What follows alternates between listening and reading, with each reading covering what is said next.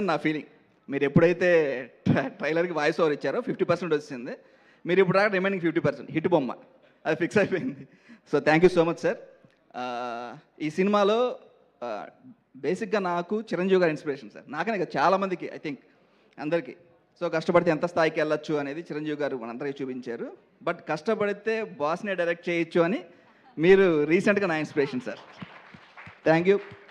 ఎంత ఇన్స్పిరేషన్ అంటే నాకు తెలియకుండానే కొన్ని సీన్స్ మీలా చేశా. ఇందాక అన్నారు కదా ఇప్పుడు husband and wife cute moments అని. సో అవన్నీ మీ సినిమాలో లాగే ఉంటాయి సార్. కొద్దిగా సంక్రాంతికి వస్తున్నాం కైండ్ ఆఫ్. సో ఆవిడ ఎక్కటం ఈయన తగ్గటం. సో ఆ కైండ్ అది చాలా వరకు మీ నుంచి తీసుకుంది sir. Thank you so much. And తర్వాత ఈ సినిమా గురించి చెప్పే ముందు నేను ఈ స్టేజ్కి రావడానికి కారణమైన కొంతమంది గురించి ఒక 2 నిమిషాల్లో క్విక్గా ఫినిష్ చేస్తాను. సో బీటెక్ అయిపోగానే సినిమాకి వెళ్తా అంటే కష్టపడి ఒప్పుకున్న నాన్న ఏ రోజుకైనా ఒక సినిమా తీసి ఇల్లు కట్టేస్తాను అనుకుంటున్నా అమ్మ.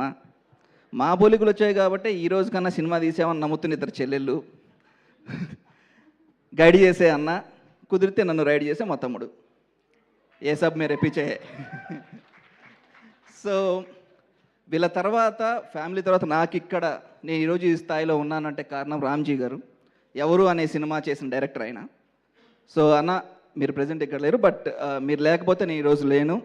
సో ప్రతి స్థాయిలో నేను ఎక్కడ ఏ పొజిషన్లో ఉన్నా లేదంటే ఎలాంటి పరిస్థితుల్లో ఉన్నా నాకు వెన్నంటుండి నాకు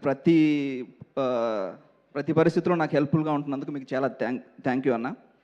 అండ్ తర్వాత ఉన్నారు టక్కన గుర్తు రావట్లేదు.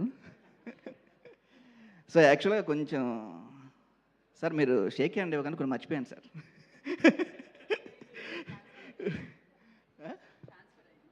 కొంచెం అంటే హిట్ వచ్చేసిందనే ఫీలింగ్లో కొంచెం ఎగిరిపోయాయి. తర్వాత సో నాకు ఇక్కడ ఒక ఫ్యామిలీని ఇచ్చి నువ్వు ఎప్పుడు ఏం కావాలన్నా నేనున్నాను రా అని చెప్పిన సుడిగాలి సుధీర్. సో అన్న థ్యాంక్ యూ.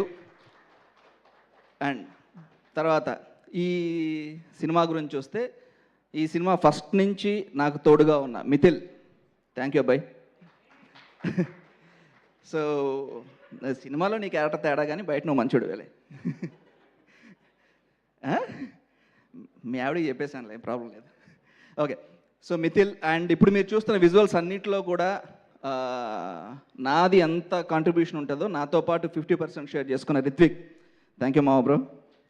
సో నువ్వు సెట్స్లో లేకపోయి ఉంటే ఇది అవ్వదు. నువ్వు నాకు క్రెడిట్ ఇస్తున్నావు కానీ నేను నీకు అంతే ఇవ్వాలి. So thank you. సెట్స్లో రిత్విక్ ఎంత హెల్ప్, ఎడిట్లో మనోజ్ ఎక్కడున్నాడు, thank you Manoj. So trailer కూడా మంచి కట్ చేసినావు. Okay thank you. తర్వాత ఈ సినిమా మ్యూజిక్ రంజిన్ రాజ్ గారు చేశారు, మలయాళీ. సో ఆయన మలయాళీ అయినా కూడా కథను బాగా అర్థం చేసుకొని సో చాలా సీన్స్ని ఆయన తన మ్యూజిక్ తోటి ఎలివేట్ చేశారు. థ్యాంక్ యూ రంజిన్ రాజ్ గారు. అండ్ ఇంకా ఆర్టిస్టుల విషయానికి వస్తే లయ గారు, థ్యాంక్ యూ అండి. సో నేను చిన్నప్పటి నుంచి